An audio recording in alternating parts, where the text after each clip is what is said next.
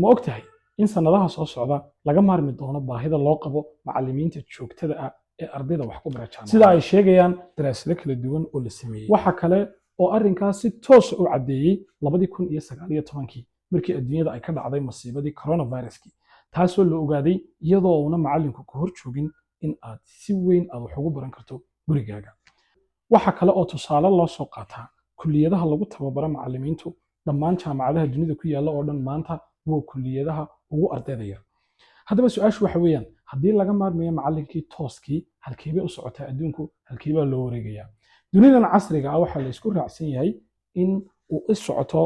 in waxbarashada loo wareegi doono waxa loo yaqaano self education ama inuu qofku isagu wax isbaro isagoo ardayguna ka faa'iidaysanaya macallimiinta fogaan aragga ah ee uu ka heli karo internetka ama ay suuragelisay technologyga casriga ah ee adduunyadan ka jira waxaa laga yaabaa haddaba inaad isweydiiso muxuu kaga wanaagsan yahay self educationku ama inaad adigu wax isbarto iyo inaad si toosa uu macallinkuu hor joogo aad wax ka barato waxaa la sheegaa laba arrimood oo waaweyn inay uga fiican tahay inaad adigu aad wax isbartaayey inuu macallin wax ku baro arrinta koobaad waxa weeyaan adiga ayaa dooranaya maadada aad baranayso sidoo kale waxaa laga yaabaa marka aad waxbarashada tooska ah ku jirto maadooyinka in laguu soo xulo ama sidoo kaleba jaamacaduhu ay kugu dhigaan aad wax u qaadato laakiin self educationka adigaa isku macallina adigaa maadada dooranaya aad baranayso kolba maadadii aad jeclayd ayaad ka midho dhalinaysaa qodobka labaadna waxa weeyaan wakhtiga adiga munaasibka ku ah ee aad time ka hayso ayaad wax baranaysaa sidaa awgeed marna la ismarbar dhigi karo waxbarashada tooska ah iyo waxbarashada qofku isagu uu isbaro waxa uu sheegay ganacsadihii weynaa ee la odhan jiray Jim Rohn formal education will make you a living self education will make you a fortune wuxuu marka waxbarashada tooska ah ee caadigayi waxa kaliya ta ka dhigi karta qof arsaaqdiisa ama ku raadsada inuu wax ku helo laakiin hantida saxda ah waxa aad ku samayn kartaa waa adigu aqoonta aad isbarto su-aasha haddaba meesha imanaysa waxa weeyaan sideen u sameeyaa self education ama halkeen ka sameeyaa halkeen wax ka bartaa dabcan soomaalidu luqadaha ay wax ku bartaan waa laba luqadood waa luqadda englishka iyo luqadda carabiga waxaan tusaale ka soo qaadanaa meelaha aad adigu aad naftaada aad wax ka bari karto xagga englishka haddaan ka horeeyo 3 baan ka soo qaadanaya dabcan way ka badan yihiin intaa laakiin 3 ayaan tusaale ahaan u soo qaadanaya waana 3 baan isleeyahay ugu wanaagsan yihiin number 1 waxa ugu fiican luqadda englishka haddaad rabto inaad adigu aad wax isbarto oo aad course aad naftaada aad barto waa number 1 waxa ugu horeeya Coursera number 2 waxa ku xiga akademiyada loo yaqaano Khan Academy numberka saddexaadna waxa ku xiga Udemy dabcan waxaan baraarujinayaa marka aad meelahaas oo kale aad wax ka baranayso waxa isku ka darayaan waxbarashadii oo maadadii aad jecleed aad baranayso iyo shahaadadii oo walibana jaamacad weyni ay bixinayso waxa hadaba muhiim ah inaad ku baraarugsanaato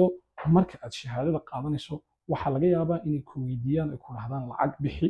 oo halkaa ku soo dir horey muuqaal hore halkan aynu soo dhignay waxaynu uga hadalnay qaabka aad arrinka laftiisa aad u dhaafi lahayd oo aad shahaadadan iyaga aad free uga qaadan lahayd dib ayaad ugu noqon doontaa muuqaalka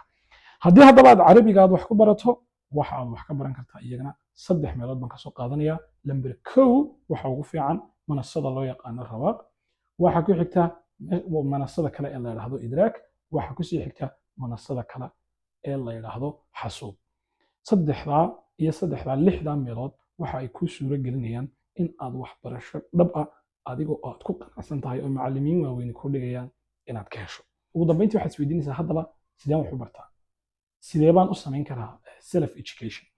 waxa aan ku siinayaa qaacido dahabiya oo uu dejiyey madaxweynihii hore Mareykanka Benjamin Franklin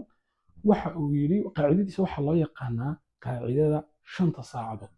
waxa la yiri maanta dhammaan hantiilayaasha dunida iyo ragga horumarka sameeyay oo dhan waa qaacidada ay maalin walba ku dhaqmaan qaacidadu waa qaacidada iska fudud waxa ay ku leedahay week walba waa in aad self education samayso oo aad wax barato 5 saacadood macnaha haddii sabti laga bilaabo inaga weekend sabti ka bilaabmaa ilaa iyo arbaca lagu gaarsiiyo maalin walba waa inaad wax barato 1 saacadood oo self education aad samayso mashquulka doonta haddii aad tahay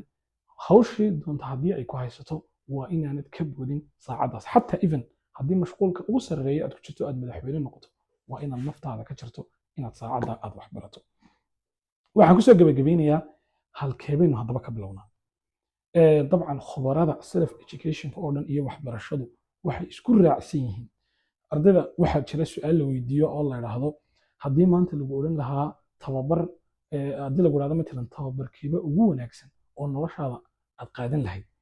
ama kooraskeeba ugu fiican oo aad waxbaran lahayd ra'yi ururin badan oo la sameeyey khubaradu waxay isku raaceen